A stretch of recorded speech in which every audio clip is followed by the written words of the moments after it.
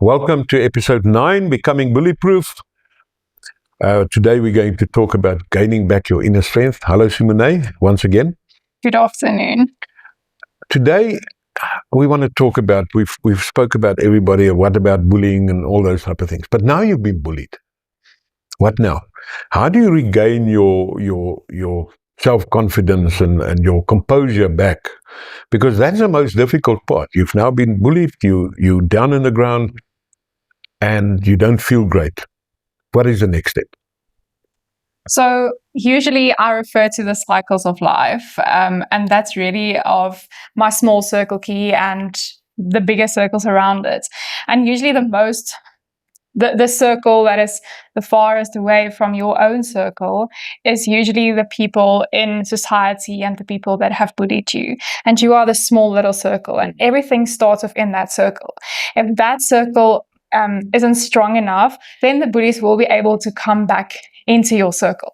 So how do we get it strong? That's actually a question, because it's a process to get it strong. Well, sorry, I'm interrupting. I think that you're talking about the big circles, so you're talking, and then the smaller circle. So you got to start at your smallest circle and improve that, and then work outwards again. Yes.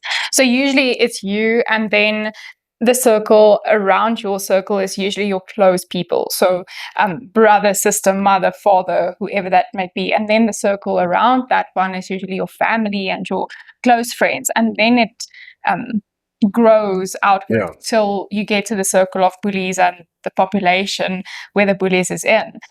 So usually we start with identity, who you are, what do you want in life. I mean, it depends how long this bullying behavior, how long you have been experiencing this. Because if this was a 5 to 10 years, I mean, then obviously you can't expect it to be over within 2 or 3 days. Then you know who you are and what you want to become. Mm-hmm. So depending on that will depend on how you will actually get your circle stronger. But I also think, we've said this now through every single time. Speak up. Yes. The quicker you speak up, the quicker you can get help, and the quicker you can recover.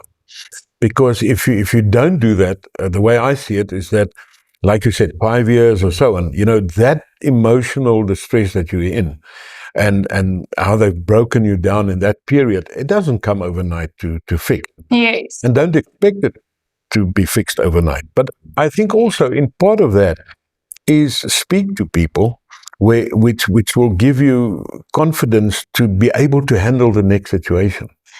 Most definitely. And I mean, if I can take my example that I've used throughout this whole series as well to make it a bit more personal, practical, and professional. So when I was bullied in school, it was more of a, I don't know who I am now anymore. Society feeds me all of these things of redheads and let me ginger punch you, let me make a fun joke out of this.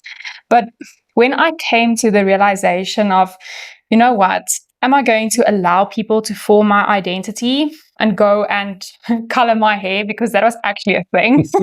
So it could have happened. Yes, but it didn't. Because I actually had people, and that's what we said in the previous video as well.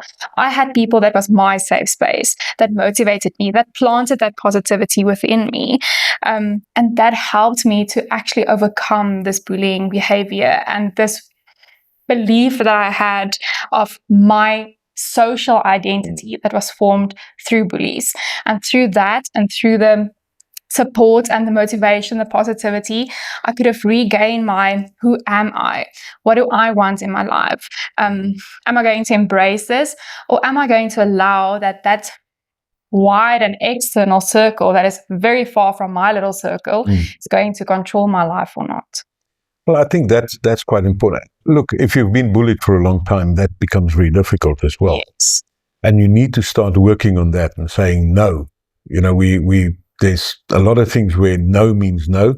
Yes. And here also, no means no. And I think your family, your smaller circle, your slightly bigger circle, which includes your friends and so on, you need to discuss this with your friends, because the friends might actually think it's funny, using your example to say ginger punch.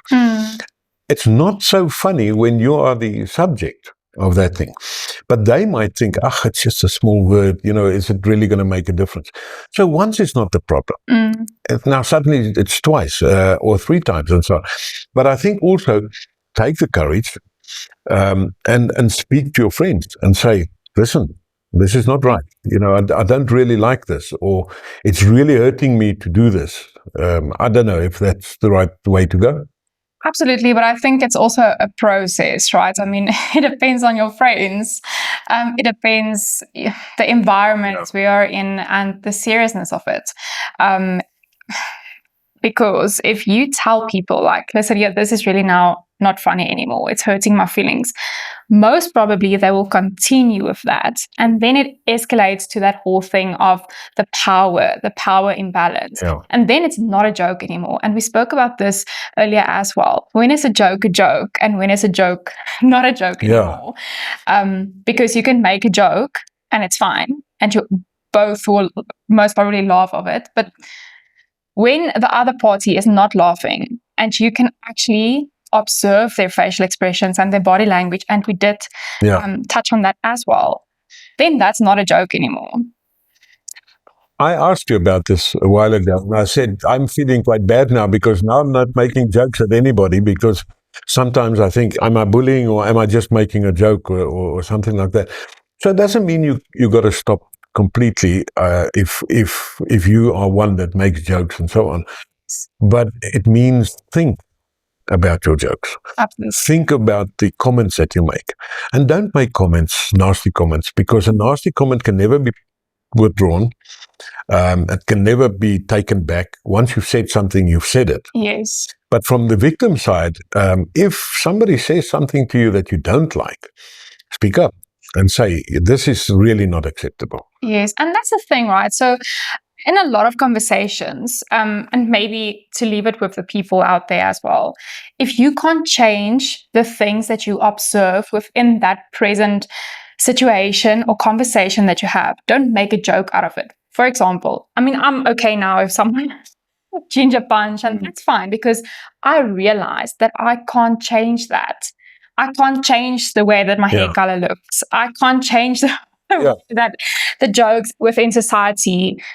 And there might be new people with the same thing, and they don't think they think it's still funny. Absolutely. So I learned how to deal with it and be part of the joke, but also know when my no is my no, and know when to put in that boundaries. Yeah. There was a lot of no in that sentence, but it's really true. But I like what you've said the one time when you had to do something in school. They all would do this ginger punch, and you say, all right, tell me when you finish so that I can start. Yes. I mean, it throws it back into their face. Absolutely. And they realize that, it might be funny for them, but it's actually not really funny.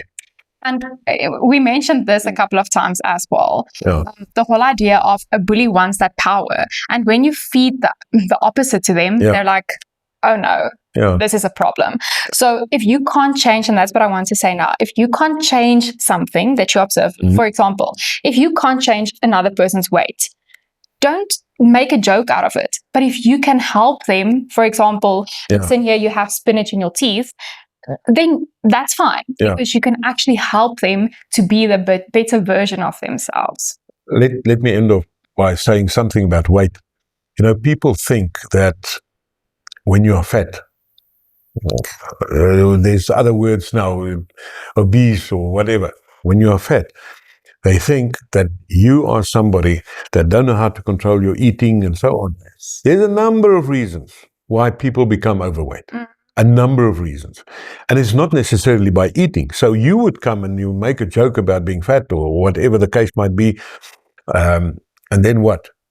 You are most probably making jokes because somebody has got a gland problem that's making them fat, or there's another problem, or there's diabetes, or whatever the case might be, which is hurting them so much because they're already feeling bad about that. Yes. So stop making those silly jokes. Yes. Because that's exactly what it is. And I mean, it touched on the previous video as well, where we said that plant positivity rather than negativity plant that comment of, listen here, you really look beautiful today, because that comment will stay with that person for the whole day and most probably till the end of this week. But having a negative comment will actually change their self-belief and identity, and we don't want that. We have to go and look at all the comments and see if there is anybody that actually from last week told us that they've done some positive things and positive comments to somebody and it's changed them. So we're going to have a look at that as well, and we give you feedback somewhere for that. All right. So if you have a problem, don't take just the videos and say, this is now I know everything. Go and see people like Sumoné. Make an appointment. All her detail is there.